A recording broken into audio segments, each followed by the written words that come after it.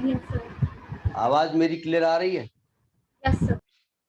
आज चूंकि first day है तो आप बड़े हो गए हैं, 11 से 12 में पहुंच गए हैं, तो बड़े हो गए हैं आप, ठीक है। थोड़ा सावधान हो जाइए। कुछ बातें करेंगे आज, स्टार्ट कर देंगे, बस थोड़ा सा बातें करना जरूरी है। देखिए, 11th की फिजिक्स कैसी लगी थी आप लोगों को? तो सोच रहे हैं कैसी बोले, अच्छी बोले, खराब बोले। 11th की फिजिक्स कैसी लगी थी? अच्छी थी।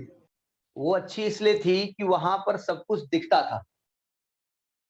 ग्रेविटेशन में बॉडी गिरती थी, हमको दिखती थी।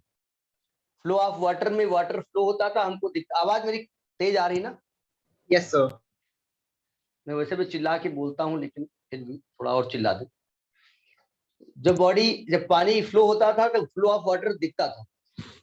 हीट फ्लो होती थी, हीट दिखती थी, वाइब्रेशन दिखते थे। लेकिन अभी क्या होगा, इलेक्ट्रिसिटी में आपको दिखेगा कुछ नहीं। हाँ, महसूस तो इतना हो जाएगा कि गलती से अगर कोई वायर कभी आपने टच कर लिया हो तो जिंदगी भर याद रहेगा यहां से निकले थे तो वायर टच कर। तो पहला तो ये अंतर दोनों में, तो ये अंतर समझ में आ गया होगा। दूसरा अंतर, आपने जब ग्रेविटेशन पढ़ा, ठीक है, पढ़ लिया। जब आप इलास्टिसिटी शुरू किया तो ग्रेविटेशन का काम खत्म हो गया। फ्लो ऑफ लिक्विड में इलास्टिसिटी से कोई मतलब नहीं, हीट में ग्रेविटेशन से कोई मतलब नहीं। ये अलग अलग यूनिट का अपना अलग अलग एग्जिस्टेंस था। यहां पर जो इलेक्ट्रॉन पहले चैप्टर में शुरू हुआ है, चार्ज, वो चार्ज पूरी बुक में कहीं ना कहीं डांस करता हुआ नजर आएगा, अलग अलग रूप में। कभी कोई हीरो बना होगा, कभी कुछ, उसका नाम अलग अलग हो जाएगा, काम अलग अलग हो जाएगा, लेकिन दिखेगा। इसलिए बहुत सावधान रहिएगा। मैं डरवा नहीं रहा हूं, मैं आगाह कर रहा हूं। आगाह जानते हो ना, कठिन वर्ड है, सुना है नाम ना, आगाह करना, कि मैं तुम्हें आगाह कर रहा हूं। नो तो सर। इसलिए हाँ, आगाह वर्ड थोड़ा सा एक भारी वर्ड लगता है ना, इसलिए हमने भारी वर्ड यूज किया है। सर मीनिंग क्या होता है इसका? अरे हिंदी क्या बताएं मीनिंग क्या होता है आगाह? वार्न करना सर, Warning. हाँ, वार्न करना, वार्न करना, आगाह, वार्निंग। वार्निंग, वार्निंग दे रहा हूँ कि कठिन नहीं है, बड़ा इंटरेस्ट लगेगा आपको, सब कुछ अच्छा दिखेगा। लेकिन शर्त एक है कि टाइम से ज्वाइन करें। आशुतोष भी लेट ज्वाइन हुए हैं, टाइम से ज्वाइन करें और पढ़ते रहें। बुक्स सबके पास किस राइटर की हैं? और एनसीईआरटी। हाँ, देखिए एनसीईआरटी, चूंकि अब इस साल तो कोरोना काल रहा, आप लोग जानते हैं क्या स्थिति समय है। बहुत तो अपना ध्यान रखिएगा, हम भी ध्यान रख रहे हैं। किसी ध्यान चक्कर में दाढ़ी वाड़ी नहीं बनवा रहे हैं, कौन बनवाने जाए अपना चुपचाप। हमने कहा हम भी जो है बढ़ा लेते हैं, काढ़ा पीते रहिए अकेले अकेले। सावधान। चलिए कुछ बातें करते हैं। हाँ, डरिएगा नहीं, सबसे पहले डरिएगा नहीं। ये इलेक्ट्रिसिटी में जनरेट करा, इसलिए मैं हाथ रगड़ रहा हूँ, फ्रिक्शन से इलेक्ट्रिसिटी जनरेट। देखिए, सबसे पहले हम बात करते हैं इलेक्ट्रिक चार्ज। बचपन से पढ़ते आ रहे हैं, आप जानते हैं, केवल थोड़ी बहुत हिस्ट्री हमको इसके बारे में बात करनी है, ठीक है। थोड़ी सी हिस्ट्री के बारे में बात करें। देखिए 600 बीसी, मतलब आज से तकरीबन 2700 साल पहले, 2100 ये हो गया, 600 उधर हो गया। 600 बीसी में एक फिलासफर थे ग्रीस के, जिसको यूनान कहते हैं हिंदी में। ग्रीस के एक फिलासफर थे जिनका नाम था थेल्स। उन्होंने देखा कि अगर एक अंबर नाम का एक, अंबर किसको कहेंगे, जैसे गोंद होता है ना, गम होता है गोंद, वैसा एक येलो कलर का एक रेजिन होता है, गोंद होता है। अंबर नाम का एक, यूं कहिए आप गोंद ही कह लीजिए उसको, ठीक है। एक टाइट गोंद, जैसे आपकी इरेजर होती है, हल्का सा फ्लेक्सिबल होती है, वैसा गोंद होता है। और उसको उन्होंने उल पे रगड़ा, कॉटन में, और देखा कि वो छोटे छोटे पार्टिकल्स को अपनी ओर अट्रैक्ट कर रही थी। ये किसने देखा? थेल्स साहब ने देखा। ये वहां के फिलोसोफर थे। अब जैसे जिन लोगों के बाल हैं वो जानते होंगे, जिन लोगों के हैं, मेरे भी हैं लेकिन कम है इसलिए हम कम जानते हैं। जब थे तभी हम भी जाना करते थे कि अगर आप अपना पेन ले लीजिए और बाल में खूब कस के रगड़िए, हम रगड़ नहीं रहे कि दो चार टूट जाएंगे, इसलिए नहीं रगड़ता। रगड़िए और उसको कागज के टुकड़ों के पास लाइए तो कागज के टुकड़ों को चिपका लेता है। तो उन्होंने देखा कि जब अंबर अंबर एक येलो टाइप का रेजिन होता है, गम टाइप का मटेरियल होता है, जो समुद्र के किनारे कहीं कहीं पे पाया जाता है। ठीक है, उसको गोंद समझ लीजिए आप। उसको जब उन्होंने, जैसे आप कपड़े में कोई चीज ऐसे ऐसे रगड़ लें, तो देखा है गया कि वो कुछ छोटे छोटे पार्टिकल्स को अपनी ओर अट्रैक्ट कर लेता है। ये थेल साहब ने देखा था आज के तकरीबन 2600-2700 साल पहले। अब देखा तो देखा, लोगों से कहा होगा उन्होंने, देखो हमने इसको रगड़ा और ये इससे छोटे पार्टिकल्स को घसीट लिया। तो बोले घसीट लिया तो घसीट लिया, तो क्या दिक्कत, और रगड़ो जाकर के, हमसे काम। रात गई बात गई, उनकी बात को किसी ने तवज्जो दिया नहीं। ठीक है, इसके बाद 1600 एडी, चिंता मत करिए, जो लिखना वाली बात होगी हम बता देंगे, अभी तो कहानी को बताइए। 1600 एडी में एक विलियम गिलबर्ट साहब, विलियम गिलबर्ट, ये डॉक्टर थे, साइंटिस्ट कह सकते हैं आप इनको, ये डॉक्टर थे। और क्वीन एलिजाबेथ फर्स्ट, जो इंग्लैंड की महारानी थी, उनके पर्सनल डॉक्टर। इन्होंने ये इनकी बात को देख थोड़ा दिमाग लगाया कि बहुत साल पहले थेल साहब कुछ कहे गए थे, इन्होंने कुछ एक्सपेरिमेंट किया, इन्होंने भी कुछ चीजों को रगड़ा। जैसे इन्होंने ग्लास रॉड को लिया और ग्लास रॉड को कपड़े में ऐसे रगड़ा, ठीक है, और ग्लास रॉड को जब ले गए छोटे छोटे पार्टिकल्स के पास में, कोई पेपर के पास में, तो देखा कि कोई चीज वो उसको अट्रैक्ट कर लेता है। तो उन्होंने कहा ये है क्या, ठीक है ये था होता है, लेकिन क्यों ऐसा हुआ। तो उन्होंने कहा कि ये चार्ज है। क्या है, बोलते नहीं, थोड़ा सा लगे हाथ तुम सामने हो, वो ये चार्ज है। और चार्ज किस क्यों डेवलप हुआ, फ्रिक्शन की वजह से। तो उन्होंने कहा कि दो पार्टिकल को जब रगड़ा जाता है तो उनके फ्रिक्शन की वजह से एक प्रकार का चार्ज डेवलप हो जाता है। अभी उसका नाम नहीं मालूम था, उसका नाम दिया चार्ज, एक चार्ज डेवलप हो जाता है। अब क्योंकि फ्रिक्शन की वजह से हुआ है, इसीलिए इसको इलेक्ट्रिसिटी कहा गया, फ्रिक्शनल इलेक्ट्रिसिटी। क्या नाम दिया गया, frictional electricity, given by William Gilbert. तो सबसे पहली बात आप लिखिएगा, फ्रिक्शनल इलेक्ट्रिसिटी। बहुत डिटेल में हम नहीं जाएंगे, उतना ही बताएंगे जितना आपका रिक्वायरमेंट। फ्रिक्शनल इलेक्ट्रिसिटी, थोड़ी कहानी लिखिए इसमें, लिखिए the property of rubbed substances, लिख नहीं रहे हम, the property of rubbed substances due to which they attract light particles. The property of rubbed substances due to which they attract light particles called electricity. उन्होंने इसका नाम electricity दिया। समझ में आ रही बात, हम क्या कह रहे हैं। उन्होंने कहा अगर रब्ड सब्सटेंस, तो दो सब्सटेंस रब किए जाए, अब किसमें किसको रब करना हो बात की बात, दो सब्सटेंस को रब किया जाए तो इन सब्सटेंसेस में छोटे छोटे पार्टिकल्स को अपनी ओर अट्रैक्ट करने की एक प्रॉपर्टी जनरेट हो जाती है, अपने आप हो जाती है। तो उन्होंने कहा इसे इलेक्ट्रिसिटी कहते हैं। ठीक है, पैराग्राफ चेंज करके लिखिए, द इलेक्ट्रिसिटी, अब इसका नाम क्या दिया गया, the electricity developed,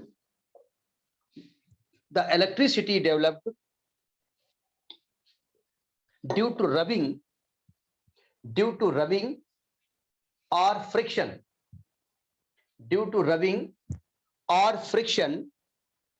is called frictional electricity. इसी का नाम दिया उन्होंने फ्रिक्शनल इलेक्ट्रिसिटी और स्टैटिक इलेक्ट्रिसिटी।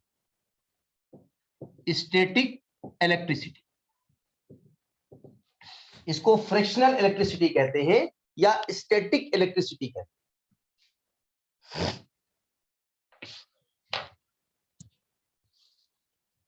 ठीक है, तो समझ में आया। नाम आपको याद होगा, 11th क्लास में एक फ्रिक्शन चैप्टर था, याद है सबको।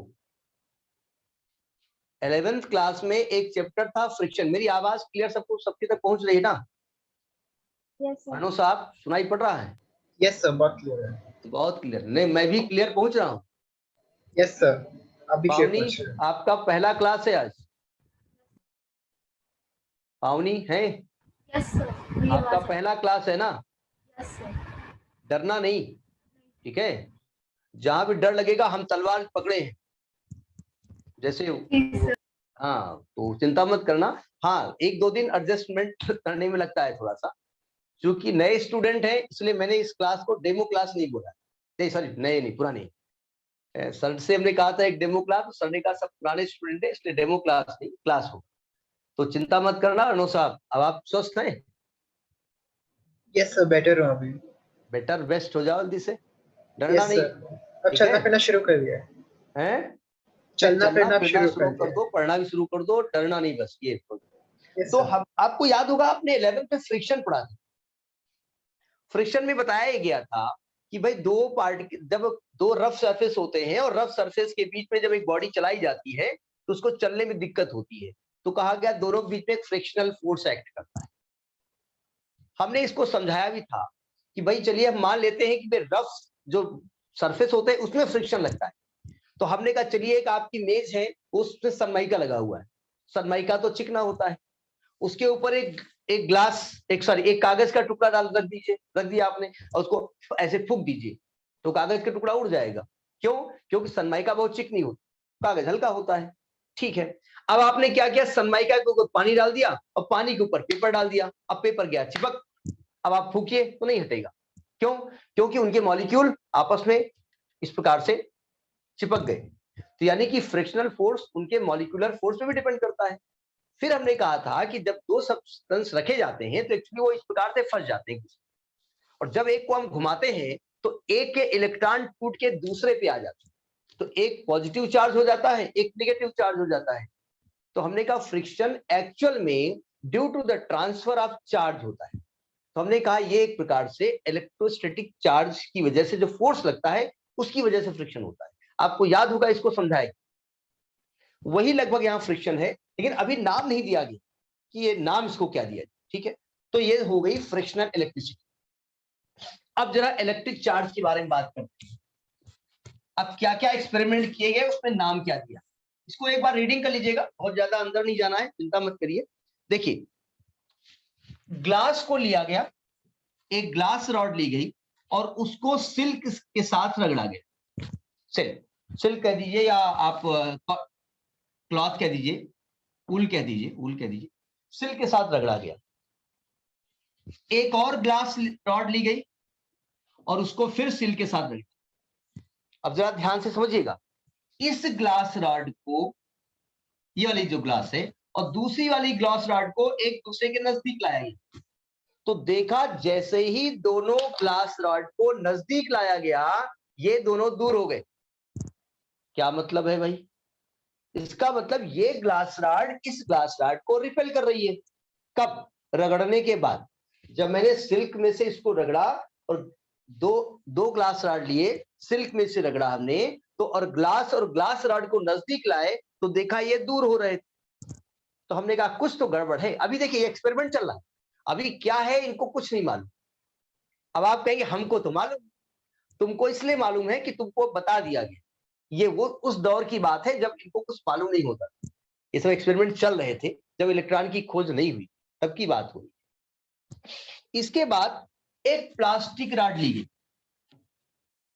एक प्लास्टिक को भी ऊल में रगड़ा गया और दो प्लास्टिक रॉड को नजदीक लाया गया तो देखा प्लास्टिक रॉड भी रिपेल कर रही। क्या ठीक है? एक ग्लास एक प्लास्टिक को लाया गया, दो ग्लास लाए गए, रिपेल हो गए, दो प्लास्टिक लाए गए, रिपेल हो गए। एक ग्लास एक प्लास्टिक लाया गया तो देखा एक दूसरे को अटैच कर रहे हैं, दोनों को टच करा दिया गया। टच कराने के बाद देखा गया, इसके बाद ना तो ये रिपेल कर रहे थे ना तो ये अटैच कर, गड़बड़ हो गया। क्या हो रहा है भाई? ये कहा गया कि भाई दो ग्लास रॉड एक दूसरे को रिपेल कर रहे थे, दोनों के बीच सेम चार्ज था। चार्ज मालूम था, अभी चार्ज का नाम नहीं दिया गया। दो प्लास्टिक रॉड लेके आ रहे थे, दोनों रिपेल कर रहे थे, दोनों के पास सेम चार्ज था। और एक ग्लास और एक प्लास्टिक लाए तो अटैच कर रहे थे, दोनों पे अपोजिट चार्ज था। और दोनों को टच करा दिया तो एक दूसरे के चार्ज को न्यूट्रल कर दिया, जीरो कर दिया। और जीरो मैथमेटिक्स में कौन करता है? जब माइनस में से प्लस होता है तो वो जीरो होता है। तो उन्होंने कहा इसका नाम ऐसा करते हैं, एक को माइनस चार्ज लिख देते हैं और एक को प्लस चार्ज कर देते हैं। तो उनका नाम क्या दिया गया? Negative charge and positive charge. अभी इलेक्ट्रॉन की बात नहीं हो रही है, इलेक्ट्रॉन की खोज नहीं हुई। तो चार्ज के नेमिंग कैसे दिया गया? एक को पॉजिटिव चार्ज दिया गया और एक को नेगेटिव चार्ज दिया गया। फिर हम बता रहे हैं इलेक्ट्रॉन की खोज नहीं हुई, अभी होने वाली है, अभी हम खोज करने जा रहे हैं। ठीक है, तो समझ में आया कि नेगेटिव पॉजिटिव चार्ज क्यों दिया गया? समझ में आ रही बात, नहीं आ रही है? अच्छा, दूसरी बात, जब इलेक्ट्रॉन की खोज हुई तो उसका नाम इलेक्ट्रॉन ही क्यों रखा गया? क्योंकि सबसे पहले जो जिन्होंने चार्ज के बारे में थोड़ा दिमाग में नॉलेज दिया था वो थे मिस्टर थेल्स। और थेल्स ने जिस अंबर नाम के सब्सटेंस को रगड़ा था उसको लैटिन भाषा में इलेक्ट्रॉन कहते हैं, ELEKTRON, उसको इलेक्ट्रॉन कहते हैं। इसीलिए उनको सबसे पहले जो नाम चार्ज का दिया गया उसको इलेक्ट्रॉन दिया। इलेक्ट्रॉन की खोज किसने की थी? अब आप कहेंगे अभी तो हुई नहीं खोज, कैसे हम नाम बता दें? अरे ठीक है, पुराने समय में जो आप पढ़ चुके हैं, इलेक्ट्रॉन की खोज किसने की? इलेक्ट्रॉन की खोज सर जे टॉमसन। प्रोटॉन की खोज न्यूट्रॉन की Rutherford. खोज न्यूट्रॉन की खोज चैडविक। याद है ना नाम? मैं उनकी नाम नहीं कर रहा हूं। तो समझ में आया कि चार्ज क्या होता है। दो पार्टिकल को जब रब किया गया, आप लोग जैसे अभी जाड़ा आ रहा है, अभी तो नहीं आ रहा, आएगा। जाड़े में जब हम बहुत टाइट कपड़े पहनते हैं तो कभी मान लिया जैसे स्वेटर हम उतारते हैं, रात कभी हो थोड़ा अंधेरा देखो तो चटचहाट की आवाज तो आती है, लगता नहीं उसमें? ऐसा लगता नहीं लगता है? या Yes, बहुत sir. Yes, sir. टाइट मान लिया लोअर हम पहने और लोअर उतार रहे हैं तो लगेगा पैर चटचहाट की आवाज आ रही। तो ये क्या होता है भाई? क्योंकि जो हमारी बॉडी भी चार्ज है, हमारी बॉडी में भी चार्ज है। और जब हम कपड़े पहनते हैं जो चिपके हों, हमारे माने हमने जो है लोअर पहन रखा है टाइट बिल्कुल, तो हमारी बॉडी से चिपका हुआ, जब उसको उतारते हैं तो फ्रिक्शन उसमें क्रिएट होता है और वो चटचहाट की आवाज होती है। तो ये चार्ज है। ये कौन सा चार्ज है? ये फ्रिक्शनल इलेक्ट्रिसिटी। ठीक है, तो समझ में आ गया इसका चार्ज पॉजिटिव और निगेटिव क्यों रखा गया। तो चार्ज के बारे में कुछ बातें तो समझ में आ गई, ज्यादा नहीं बताएंगे, बहुत अंदर नहीं जा रहे, नहीं जा रहे जितनी जरूरत है। ठीक है, अब आप कहेंगे इसमें हमको पढ़ना क्या है? इसमें कुछ नहीं पढ़ना है, बस केवल आपको ये पढ़ना है कि ग्लास में से सिल्क को रगड़ा गया तो ग्लास पॉजिटिव हो गया और सिल्क निगेटिव हो गया। ठीक है, अब हम कितने तरीके से उसको चार्ज कर सकते हैं, लिखना कुछ नहीं इसमें, एक बार किताब को उठाइएगा और सरसरी निगाह से पढ़ डालिएगा। कुछ बातें ऐसी उसमें होंगी जो शायद हम नहीं बता रहे हो, तो डिस्कस कर लीजिएगा, कोई नई बात नहीं है। तो how to charge the substance, substance को चार्ज कैसे किया जाए? How to charge the substance,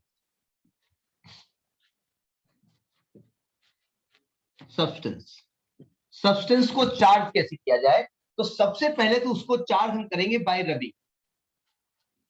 rubbing, जो कि सबसे पहले शुरुआत की गई, जिसको कि फ्रिक्शन, रबिंग करके उसको हम चार्ज करें। उससे क्या होगा? हमने चूंकि चार्ज के दो टाइप बताए, एक पॉजिटिव टाइप एक नेगेटिव टाइप, तो हमने क्या किया, जब दोनों को रगड़ा तो एक से कुछ चार्ज दूसरे में चला गया। अब मैं इलेक्ट्रॉन पे, अब खोज हो गई मान लेते, जब हमने उसको रगड़ा होगा तो आप जानते हैं किसी भी एटम में न्यूक्लियस होता है पॉजिटिव चार्ज और उसके चारों ओर इलेक्ट्रॉन चक्कर लगाते हैं।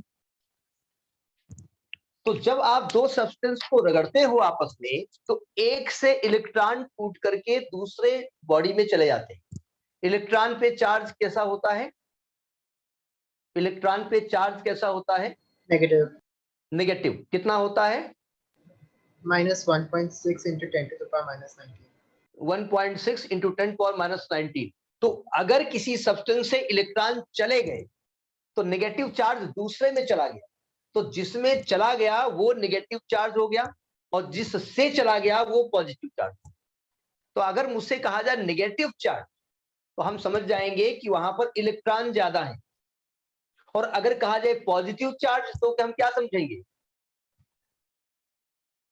अगर हमसे कहा गया एक बॉडी में नेगेटिव चार्ज तो हम समझ गए इसमें इलेक्ट्रॉन ज्यादा है, और हमसे कहा जाए पॉजिटिव चार्ज है तो हम क्या समझेंगे?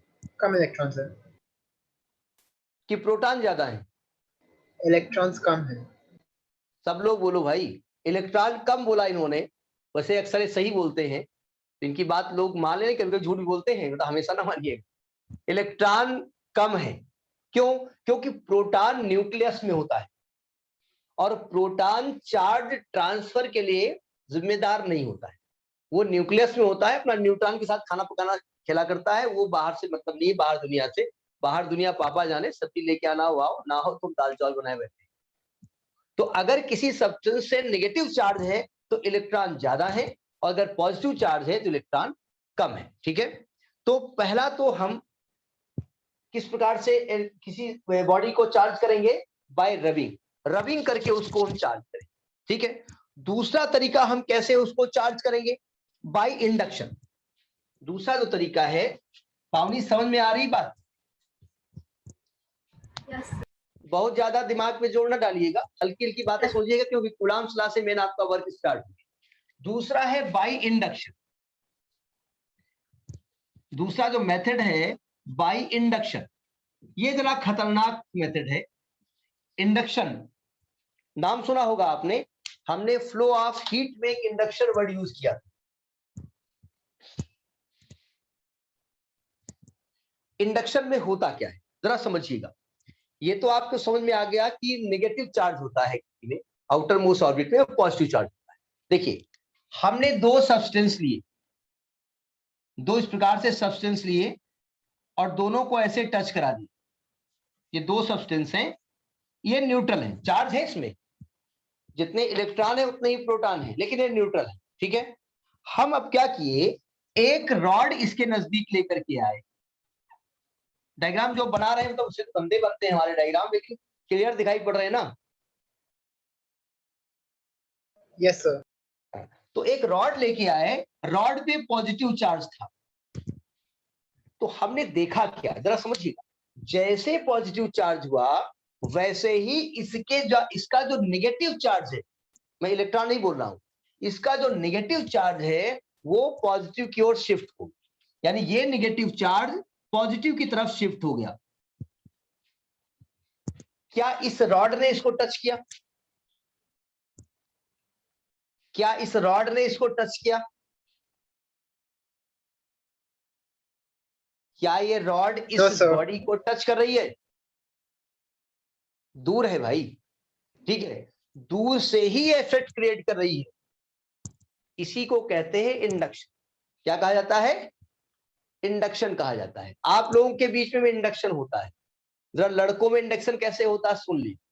अगर कोई सड़क में जा रहा है लड़का और उसने अपना कंघा निकाला हुआ, ऐसे बाल खींचा, बगल वाला जो निकलेगा वो भी निकालेगा अपना। अब मैं तो रखता नहीं कंघा, तो मेरे इंडक्शन कैसे आएगा? मैं अपने ऐसे हाथ से सही करूंगा अपने आप। क्लास में जैसे लड़कियां पढ़ रही हैं, वो ग्रुप होता है, 2-3 लड़कियों के ग्रुप होते हैं। नहीं, मैं एज ए टीचर हूं तो मैं जानता हूं, बुरा ना मानिएगा कोई लड़ना शुरू कर दे, मैं ऐसे ही कह रहा हूं।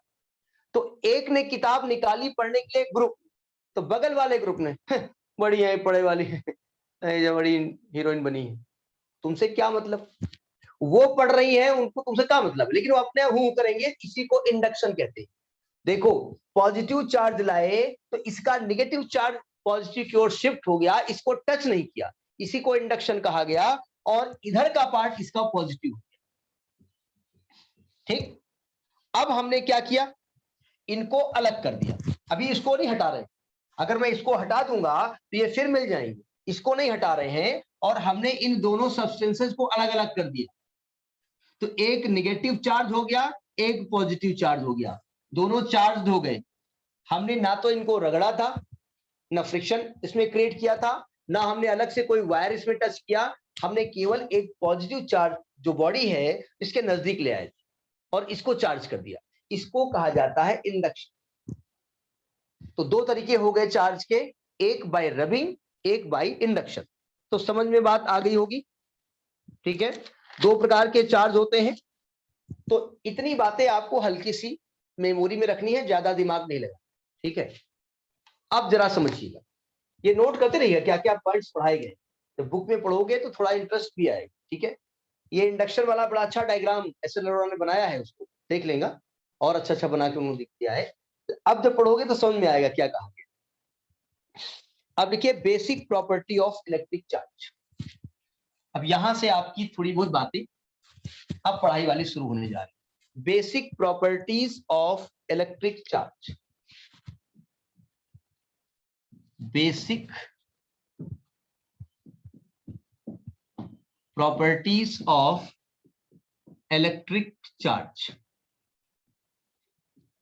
देखिए सबसे पहली प्रॉपर्टी होती है एडिटिविटी।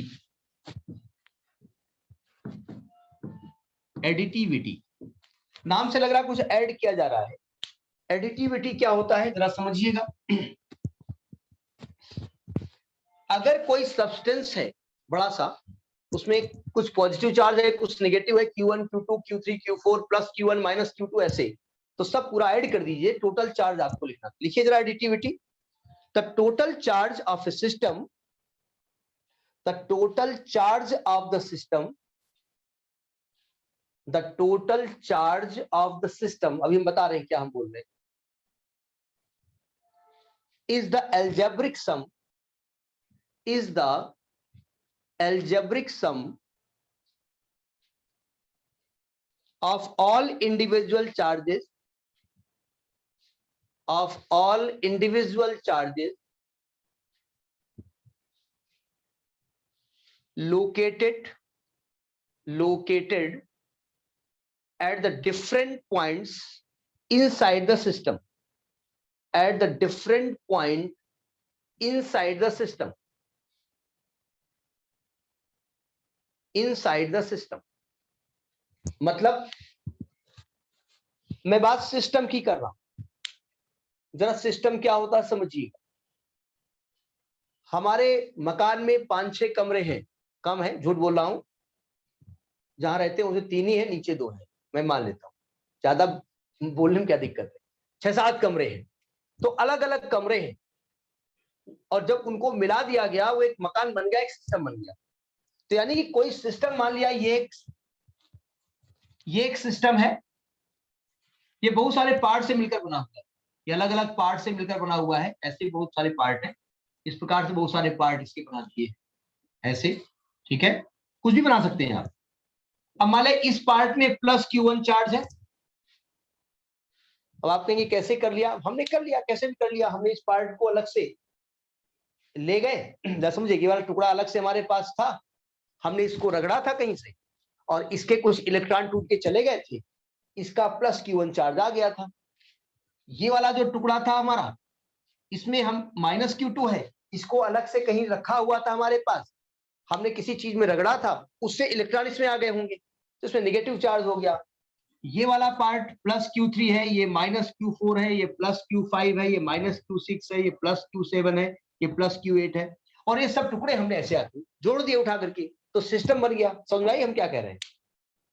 ये अलग अलग टुकड़े थे हमारे पास, हमने किसी भी तरीके से, चाहे रबिंग करके, चाहे फ्रिक्शन करके, चाहे हमने इंडक्शन के द्वारा इसको चार्ज किया, इसको प्लस चार्ज किया था, इसको माइनस, ये माइनस, ये प्लस, ये माइनस, और इन सब टुकड़ों को आगे जोड़ दिया, ये बन गया सिस्टम। तो इसको सिस्टम कहते हैं। तो total charge of the system की बात जब करेंगे, total charge of the system, अब यहीं से आपकी गाड़ी इस चैप्टर की शुरू होने वाली है हल्की हल्की, ये समझिए आप पहला कदम उस रोड पे रख दिए हैं जहां से सैर स्टार्ट होने वाला है। तो जब टोटल चार्ज की बात करेंगे तो इन सभी चार्जेस का एल्जेब्रिक सम करना। एल्जेब्रिक सम का मतलब प्रैक्टिकली समझिएगा, इस प्लस का मतलब क्या हुआ? इलेक्ट्रॉन की कमी। इस माइनस का मतलब क्या हुआ? इलेक्ट्रॉन ज्यादा है। अगर यहाँ 10 इलेक्ट्रॉन कम है, यहाँ 10 इलेक्ट्रॉन ज्यादा है, तो दोनों को जब जोड़ोगे तो टोटल इलेक्ट्रॉन कितने हो जाएंगे? 20, 0 हो जाएंगे ना। तो जब बात एल्जेब्रिक वर्ड यूज होता है तो जहां पर साइन चेंज होता है वहां प्लस माइनस लगाते हैं, तो इसको जोड़ दो, Q1 फिर minus Q2 plus Q3 minus Q4 plus Q5 minus Q6 plus Q7 plus Q8, इस प्रकार से हम लिखेंगे। तो ये एडिटिविटी प्रॉपर्टी। यानी किसी भी सिस्टम के अंदर अगर बहुत सारे चार्जेस रखे हुए हैं तो उनका एल्जेब्रिक सम आप करें, नेगेटिव पॉजिटिव को विद साइन जोड़ेंगे। ठीक है, नोट करिए इसको, यहां से बात पकड़ने की कोशिश करिएगा। अब थोड़ा टेक्निकल चीजें आना शुरू हो जाएंगी, टफ नहीं है, डरना नहीं। लान साहब भी है क्या?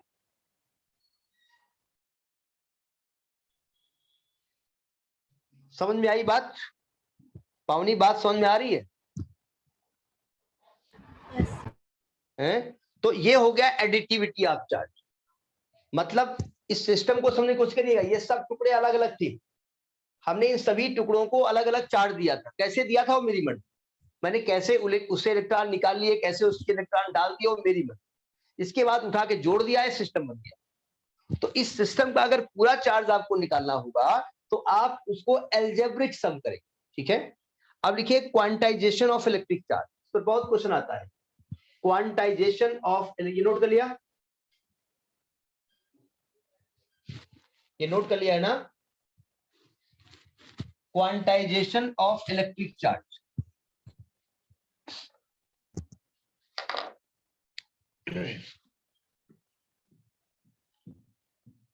Quantization of electric charge. Quantum number पढ़ा होगा, क्वांटम नंबर आपको केमिस्ट्री में पढ़ाया गया होगा। Principal quantum number, azimuthal, spin, magnetic, याद है? पूछेंगे नहीं, चिंता मत करें, हाँ बोल दो। क्वांटम नंबर पढ़े ना आपने? Yes sir. यहां क्वांटाइजेशन का मतलब क्या होता है? वहां क्वांटम का मतलब होता है पहली ऑर्बिट, दूसरी ऑर्बिट, तीसरी ऑर्बिट जिसमें इलेक्ट्रॉन रिवॉल्व करते हैं। यहां क्वांटाइजेशन का मतलब ये होता है, जरा समझिए, किसी सब्सटेंस से अगर इलेक्ट्रॉन जाने हैं, माने इलेक्ट्रॉन इस बॉडी, ये दो बॉडी हमने रगड़ी आपस में, इससे इलेक्ट्रॉन इसमें जाने हैं, तो इलेक्ट्रॉन कंप्लीट इंटीग्रल मल्टीपल में ट्रांसफर होंगे। मतलब एक इलेक्ट्रॉन जाएगा, दो इलेक्ट्रॉन जाएगा, 50 इलेक्ट्रॉन जाएगा, 1.5 इलेक्ट्रॉन नहीं जाएगा कि एक इलेक्ट्रॉन पूरा चला गया, एक आधा ऐसे बाहर निकला हुआ, बोले आधा जाएंगे आधा हम तरीके से रहेंगे, नहीं चले, या तो उधर जाओ या तो अंदर। मतलब अगर किसी बॉडी से दूसरी बॉडी में इलेक्ट्रॉन ट्रांसफर होने हैं तो वो इंटीग्रल मल्टीपल में ट्रांसफर, यानी 1 2 3 4 50 100 200 500 1000, लेकिन वो 100.5 नहीं जाएंगे कि आधा इलेक्ट्रॉन जाएगा आधा इधर जाएगा। इसको कहा जाता है क्वांटाइजेशन। समझ में आ रही बात? तो थोड़ा कहानी लिख लीजिएगा। किसने सजेस्ट किया था? फैराडे साहब ने सजेस्ट किया था और मिल्टन साहब ने इसका एक्सपेरिमेंट किया था। तो लिखिएगा इट इज फाउंड, ऐसा देखा गया, it is found that the electric charge of any body, that the electric charge of any body is always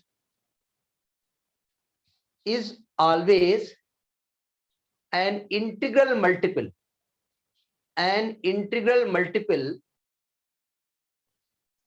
of a certain minimum amount of charge, of a certain minimum amount of charge.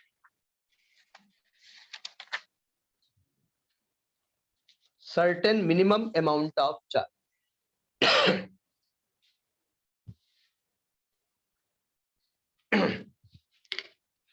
Formula क्या लिखेंगे? Q is equal to Ne, where N is the number of electrons. Number of electrons. यानी कि जो charge जाएगा उसमें जो charge होंगे वो इंटीग्रल मल्टीपल में होंगे। अच्छा, अब जरा समझिएगा, आपने कभी कुछ ऐसी कैलकुलेशंस की हैं कि जैसे कहीं पर 2 × 10⁻15 वैल्यू आई हो और आप लिखेंगे it is an order of 10⁻15, ऐसा कहीं देखा लिखा हो? जैसे 10 में बहुत बड़ी वैल्यू दी हुई है तो आप इसको नेग्लेक्ट करते, आप कहते हैं 10⁻15 ऑर्डर की वैल्यू, ऐसा कभी देखा है ना आपने? कहीं लिखा हुआ देखा है ना कभी? तो समझ लीजिएगा, अगर 10 टू पावर बहुत बड़ी वैल्यू, तो ये जो वैल्यू है 2, इसको नेग्लेक्ट कर दिया। भाई जैसे कहा गया ना कि भाई इनके पास मिलियंस में रुपया है, तो जैसे अंबानी का रुपया गिना जाता है तो मिलियंस और ट्रिलियंस में गिना जाता है। अब इसको लिखते हैं कि 2,72,575 इंटू 10, ऐसा नहीं लिखते ना, वो केवल 10 टू पावर में बात करते हैं। तो जब हम बात दो वर्ड आप पकड़िएगा, microscopic and microscope. Microscopic, microscopic, और दूसरा है माइक्रोस्कोप, माइक्रोस्कोपिक। ये नाम सुने कभी आपने? माइक्रो लेवल पे और माइक्रो लेवल। माइक्रो मतलब माइन्यूट, बहुत छोटी लेवल पे, और माइक्रो मतलब बहुत ह्यूज, बड़े लेवल। जब बहुत बड़े लेवल पे हम बात करेंगे तो वहां पर ये आपका जो क्वांटाइजेशन सिस्टम फॉलो नहीं करता, यानी वहां ये वाला नंबर नेग्लेक्ट कर दिया जाता है। समझ में आ रही बात, नहीं आ रही है? तो एक नोटिंग करके लिख लीजिएगा, नोट। माइक्रो का मतलब समझ में आ गया, बहुत स्मॉल, बहुत छोटी छोटी बातें दिखी जाए कि माइक्रोस्कोपिक लेवल पे आपका ऑब्जर्वेशन किया जाए। जैसे आप जब तैयारी करते हैं तो हम लोग माइक्रोस्कोपिक लेवल पे भी बात करते हैं। आपसे कहा कूलाम्स लॉ आता, आपने कहा आता, हमको सुनाओ। अच्छा, अब आपने सुना दिया खड़बड़ खड़ा, आधा आधा सही आधा गलत, इधर का तंगा उधर जोड़ दिया, हमने कहा लिखो। अच्छा, लिखा तो देखा आधी बात गलत लिख रहे हैं, तो आपका ऑब्जर्वेशन हम माइक्रोस्कोपिक लेवल पे करते। तो माइक्रो मतलब स्मॉल और माइक्रो मतलब ह्यूज। ठीक है, तो लिखिए, एक नोट लिखिए, while dealing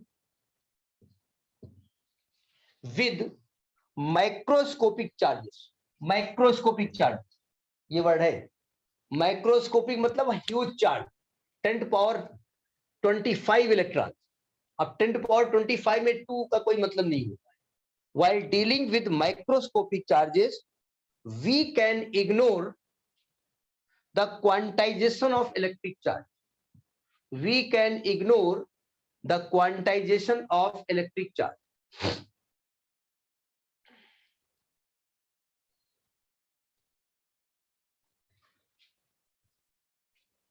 अच्छा, जो हमने क्वांटाइजेशन की बात की थी, ये सजेशन दिया था फेराडे साहब ने। फेराडे ने इसको सजेस्ट किया था कि ऐसा होता है, और इसका एक्सपेरिमेंट किया था मिस्टर मिल्कन ने। मिल्कन साहब ने इसका एक्सपेरिमेंट करके दिखाया था। तो जब हम ह्यूज लेवल की चार्ज की बात करेंगे, बहुत बड़ी अमाउंट में चार्ज के बारे में बात करेंगे, भाई मान लिया मेरे पास बहुत पैसा हो, बहुत देखा कितना बड़ा हम बोल रहे हैं, मतलब आंखें बिल्कुल मैं बाहर निकली आज, बहुत पैसा हो, तो उसमें हम 2, 10, 50, 100 रुपया थोड़ी बात करेंगे, हम तो 10 टू पावर की बात करेंगे। ठीक है, इतने मिलियन, इतने ट्रिलियन। तो जब हम माइक्रोस्कोपिक चार्ज के बारे में बात करेंगे तो इसमें क्वांटाइजेशन को इग्नोर किया जाएगा। एनसीईआरटी में क्वेश्चन भी दिया हुआ है कि इसको इग्नोर किया जाता है, क्यों? क्योंकि बहुत ह्यूज अमाउंट ऑफ चार्ज होता है, इसलिए उसको इग्नोर किया जाता है। तो यहां तक की बात कैसी लगी? यहां तक की हमने जो बात की है वो सब बहुत अच्छे। अच्छी जानते हो क्यों लगी? क्योंकि चार्ज के बारे में पहले से आप जानते थे। ठीक है, मतलब कुल मिला करके जब आप 12th क्लास में पहुंच जाइए, वहां से कहा जाए ए फॉर एप्पल पढ़िए बेटा, तो आप बी फॉर बर्ड अपने आप पढ़ लेंगे। वो यही वाला इसलिए अच्छी लगी। अगर यही हमने क्लास 6 स्टूडेंट को बताया होता, गिलबर्ट और थेल्स, तो उसके खोपड़ी से बाने। पावनी बात समझ में आई? पावनी बात समझ में आई? क्या ऑफ कर लिया क्या? बहुत हुआ, कहाँ कहाँ चार्ज के बारे में बात कर रहे हैं। चलिए, तो ये तो बातें हो गई। अब हम आते हैं अपने मुद्दे पर, कूलम्ब्स लॉ। अब लिखिए कूलम्ब्स लॉ। ये जितना हमने बताया इसमें क्या क्या आएगा? एक तो क्वांटाइजेशन ऑफ चार्ज पूछा जाता है, what is quantization of charge. तो उसमें आप वही लिखेंगे अभी हमने बताया कि when charge transfer from one body to other, then it transfer in the integral multiple of charge. मतलब 1 इलेक्ट्रॉन 50 इलेक्ट्रॉन 200 इलेक्ट्रॉन 200.5 इलेक्ट्रॉन नहीं ट्रांसफर। दूसरी बात, आपसे एडिटिविटी की बात करेंगे। दूसरी बात, फ्रिक्शनल इलेक्ट्रिसिटी की बात करेंगे। तीसरी बात, आपसे इंडक्शन की बात भी कर सकते हैं। अच्छा, कंडक्टर इंसुलेटर आप जानते हैं, इसलिए उसके बारे में हम बात नहीं करते। ठीक है, अब यहां से आपका सिलेबस स्टार्ट होता है कूलम्ब्स लॉ। देखिए कूलम्ब्स लॉ क्या कहता है, सावधान हो जाइएगा। अब यहां से आपका मैटर स्टार्ट हुआ है, टफ नहीं है, बार बार मैं कह रहा हूं, लेकिन हाँ ठीक ठाक है। देखो कूलम्ब साहब ने क्या कहा, कूलम्ब साहब के पहले न्यूटन साहब बात कर चुके। न्यूटन ने अपना रूल दिया था कि दो मास पार्टिकल अगर थोड़ी दूरी पर रखिए, आप दो मास पार्टिकल हों तो उनके बीच में हमेशा फोर्स ऑफ अट्रैक्शन लगता है, हमेशा फोर्स ऑफ अट्रैक्शन लगता है। ये किसका नियम था, न्यूटन का नियम था। कूलम्ब ने कहा अगर दो stationary point charge, point to be noted, charge कैसा होना चाहिए, stationary, it should not move. दूसरी बात पॉइंट चार्ज होना चाहिए। पॉइंट चार्ज मतलब क्या होता है, ये एक रॉड है, इसमें यहां से यहां तक चार्ज डिस्ट्रीब्यूट है, नहीं चलेगा। इस पूरे चार्ज को इकट्ठा करो और इकट्ठा करके एक जगह इकट्ठा करके रख, तो उसको कहते हैं स्टेशनरी पॉइंट चार्ज। अगर दो स्टेशनरी पॉइंट चार्ज थोड़ी दूरी पर रख दिए जाएं तो उनके बीच में एक फोर्स एक्ट करता है। तो लिखिए थोड़ी कहानी, according to Coulomb's law, according to Coulomb's law, if two stationary point charge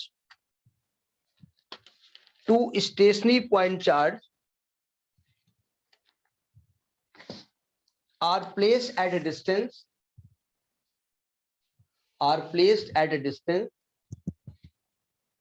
then they will experience a force,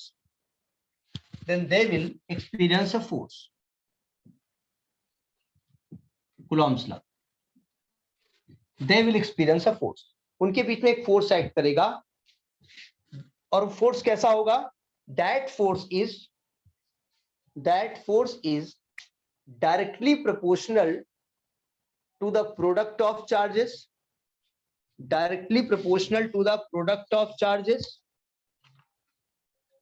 and inversely proportional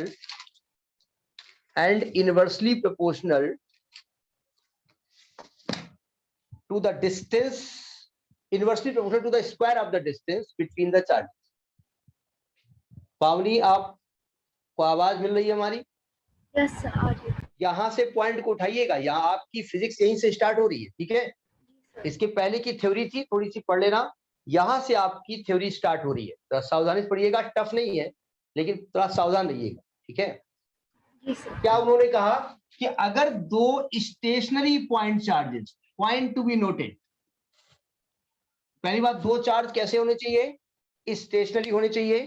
आप अगर बुक में उठाइए तो चैप्टर का नाम है इलेक्ट्रोस्टैटिक्स, इसमें इलेक्ट्रिसिटी है लेकिन स्टैटिक है, यहां का चार्ज मूव नहीं करेगा, चार्ज एक जगह प्लेस रहेगा और वहीं पे बैठे बैठे अपना भौकाल टाइट करेगा, आपने गुंडा करके दिखाएगा।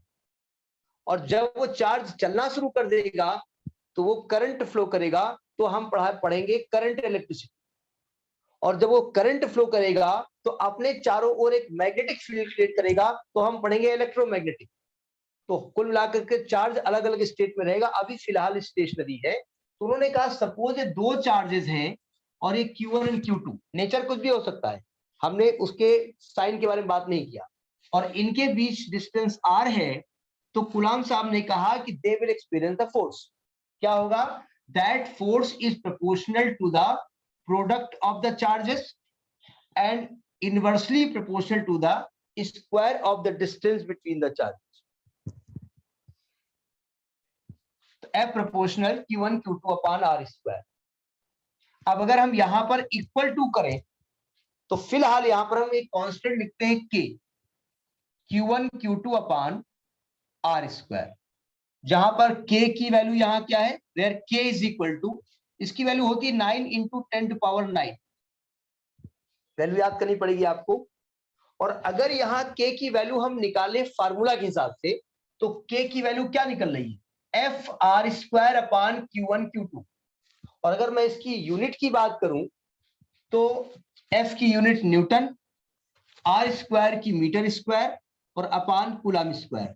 तो K की वैल्यू होती है 9 इंटू 10⁹ न्यूटन मीटर स्क्वायर पर कूलम्ब स्क्वायर, ये इसकी यूनिट होती।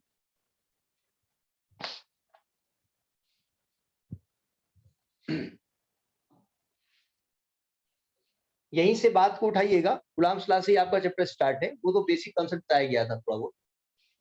अब जरा देखिए ध्यान से, एक्सपेरिमेंटली एक चीज देखी गई, अब यहां जरा सावधान होकर के सुनिएगा। एक्सपेरिमेंटली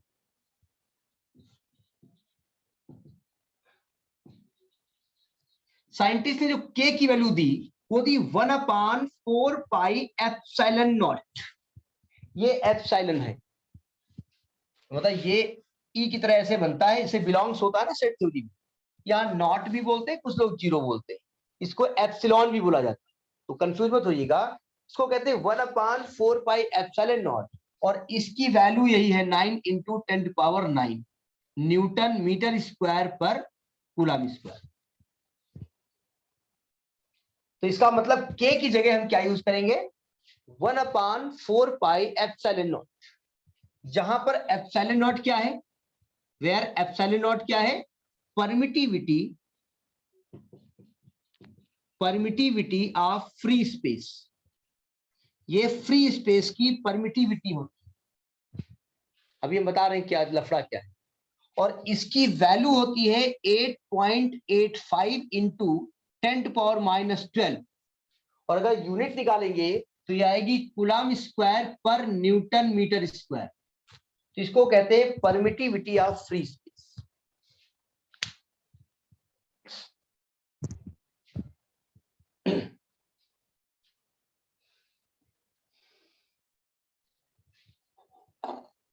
जरा समझिए लफड़ा क्या है, नोट कर लिया?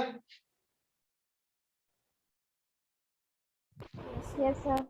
अब जरा समझिएगा ये परमिटिविटी क्या होती है। आप कभी कहीं पर 11,000 की लाइन जा रही है, ऊपर से चली जा रही है, उसके बगल से आप निकल रहे हैं, आपको करंट लगती है,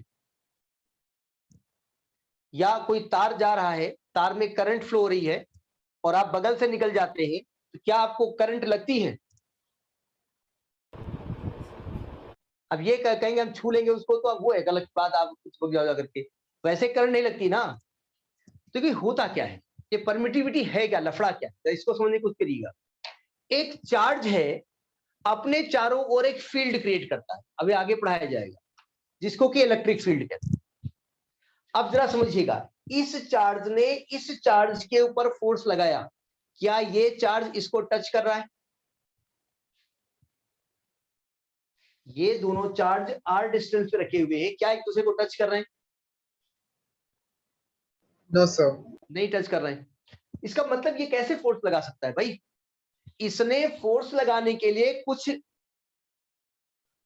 स्ट्रिंग्स टाइप की भेजी होंगी, कुछ एक इलेक्ट्रिक फील्ड होता है, कुछ फील्ड भेजा होगा इसने, नहीं भेजा होगा।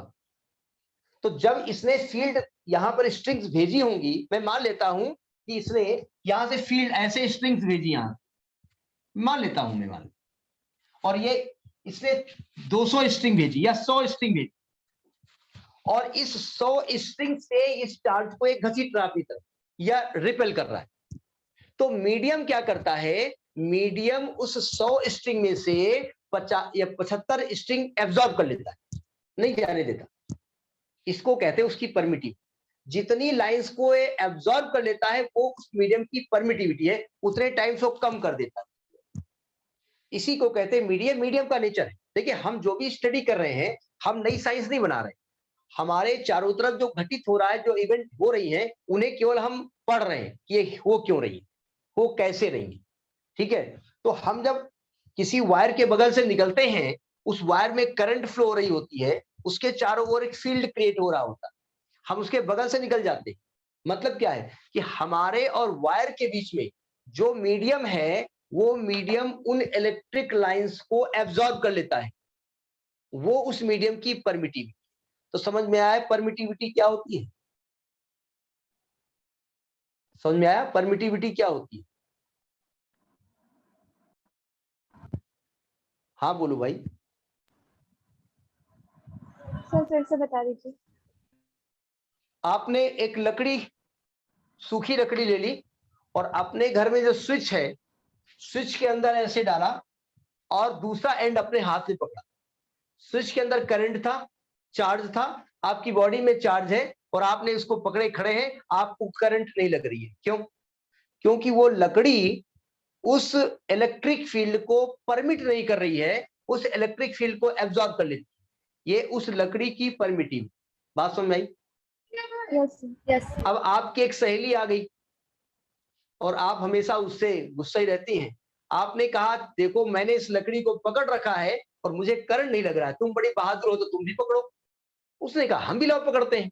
लेकिन आपने एक चालाकी कर दी थी, एक पतला सा लोहे का तार उसमें लगा दिया था आपने अंदर से। बाद में एक दूसरी लकड़ी उठाई, उसमें पतला सा तार था, वो उसको दिख नहीं रहा था।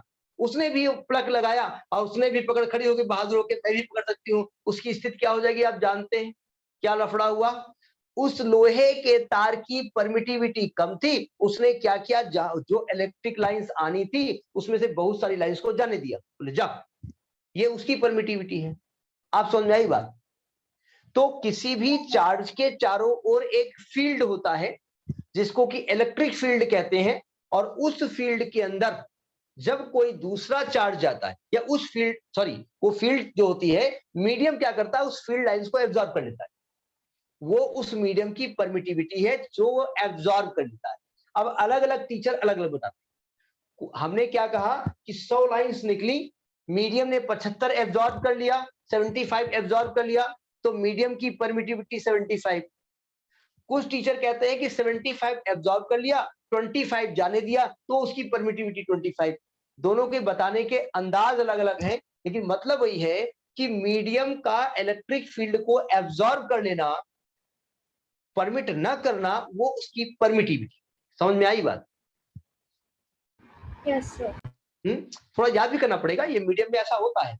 आप कहीं वायर है, वायर के बगल से निकलते आपको करंट नहीं लगती। क्यों? क्योंकि मीडियम उसको एब्जॉर्ब कर लेता है।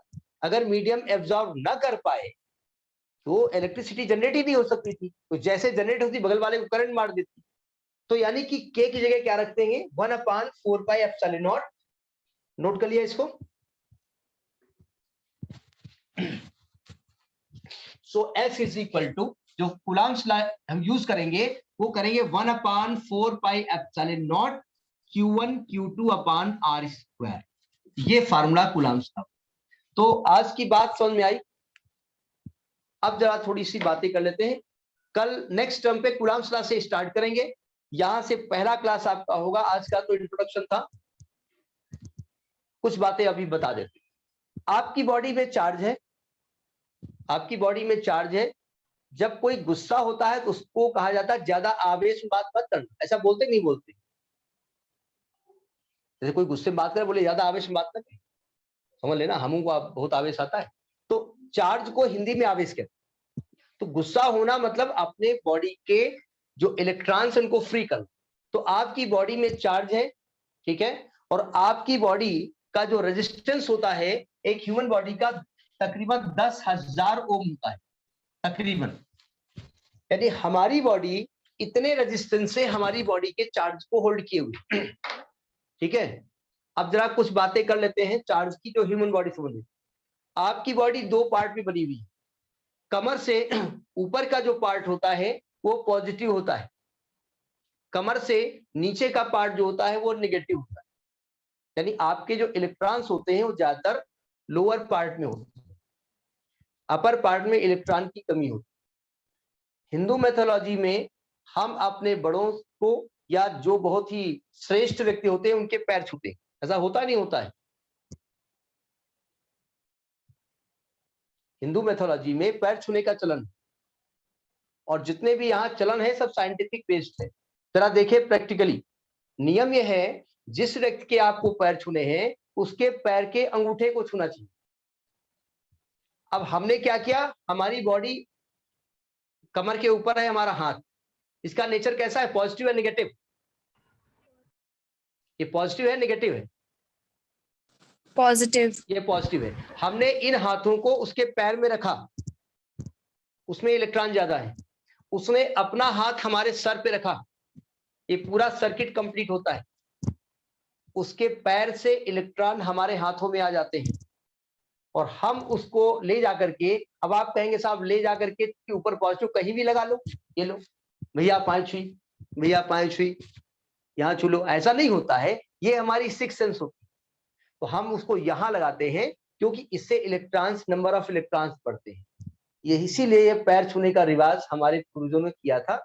ऐसा नहीं है कि केवल नमस्कार करने से काम नहीं चलेगा। अब आजकल जो तो घुटने छूते हैं लोग, हमने कहा छुओ तो पैर छुओ, तो बोले मोजा उतारो तो छुए। भाई क्या मतलब मोजा पहने हो? तो मेन होता है अंगूठे छुए जाते। तो हमारी बॉडी में चार्ज होता है। जब हम पानी के पास होते हैं, खासतौर से जब वॉशरूम में कहीं जाते हैं, तो हम चप्पल पहनते हैं, नहीं वैसे ही पहनते हैं, क्योंकि पानी के पास संभावना होती है कि आपका चार्ज लीक हो सकता है। और हमारी जब उम्र बड़ी हो जाती है तो हमारी बॉडी का रेजिस्टेंस कम हो जाता है, सबका कम होता है। और अगर कोई एक एप्रोप्रिएट कंडीशन आ गई कि हमारा चार्ज लीक हो गया, यानी अर्थ में चला गया, उसी को कहा जाता है पैरालिसिस का अटैक। जो लोग पैरालाइज होते हैं उसमें यही होता है कि उनके जो बॉडी का चार्ज होता है वो अर्थ में चला जाता है, या किसी वजह से ब्रेन में बहुत स्ट्रेन लिया, ब्रेन की कोई नस फट जाए, वो पैरालिसिस का कारण होता है। दूसरा होता है चार्ज का अर्थ में चला जाना। हिंदू मैथोलॉजी में हम लोग जनेऊ पहनते हैं, 11 साल की उम्र के बाद होता है। हमारे कान के पीछे एक नस होती है, वो डेवलप होती है। जब जनेऊ हम चढ़ाते हैं तो ये नस दबती है। नस दबने से पैरालिसिस अटैक की संभावनाएं कम हो जाती है, वो उसका कारण होता है। ये लिखना नहीं है आपको, क्योंकि आज पहला दिन था, चार्ज के बारे में बात करना था। हम आपको कूलाम्स लॉ तक लेकर के आए हैं। अगला सफर कूलाम्स लॉ से आगे बढ़ेगा। ठीक है, कॉपी पेन लेके बैठिएगा, किताब सामने रख के बैठिएगा, बहुत ईमानदारी से पढ़िएगा, क्योंकि टफ नहीं है। लेकिन ये जो इलेक्ट्रॉन है, ये पहले चैप्टर का, ये आपको लास्ट चैप्टर तक मिलेगा। कहीं कहीं उसका रूप अलग अलग होगा। ठीक है, तो जितना हमने पढ़ाया उसके थोड़े बहुत नोट्स बना लीजिएगा। क्वांटाइजेशन, एडिटिविटी, फ्रिक्शनल इलेक्ट्रिसिटी, ये सब नोट्स बना लीजिएगा। पावनी लिख लीजिएगा कॉपी में। ठीक है, यस मैं लिख लिया। हाँ, नहीं अभी लिख लिया तो अलग की बात है, थोड़ा शेयर बनाइएगा। ठीक है, तो सभी को good night. Next class next day होगी और वहां कूलाम्स लॉ से स्टार्ट, यहीं से स्टार्ट करेंगे। Okay, good night. Thank you sir. Thank you sir. Thank you, sir. Thank you.